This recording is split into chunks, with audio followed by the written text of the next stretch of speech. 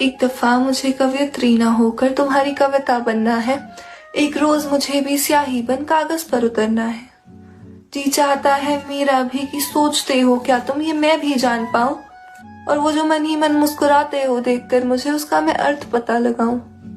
कि आखिर क्यों हर दफा तुम मेरे बंधे बालों को खोल दिया करते हो, क्यों बार बार मेरी आंखों में आंखें डाल मुझे खामोश रहने को बोल दिया करते हो।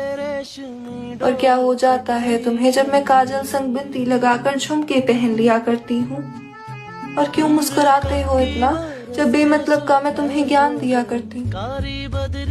अब बस मुझे तुम्हारे अल्फाज बन एक पन्ने पर बिखरना है। एक बार को मुझे कवयित्री न होकर तुम्हारी कविता बनना है। मेरे अल्फाज बहुत कीमती है, ध्यान से सुनना। तुम्हें कविता बनने की जरूरत ही कहाँ, तुम्हें कविता बनने की जरूरत ही कहाँ। तुम तो पहले से ही है हर एहसास की वजह हो।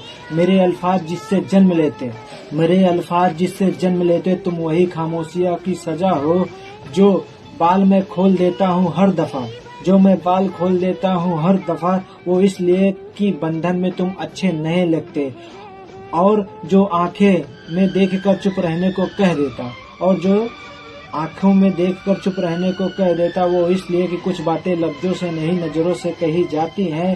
काजल बिंदी झुमके नहीं बदलते तुम्हें, काजल बिंदी झुमके नहीं बदलते तुम्हें, बस मेरे दिल की धड़कन तेज कर देते हैं। और वो बेमतलब का ज्ञान तुम्हारा सच कहूँ तो तुम स्याही बनो या कागज, अल्फाज बनो या खामोशी, मुझे फर्क नहीं पड़ता, क्योंकि तुम हो तो मेरी हर कविता है पूरी।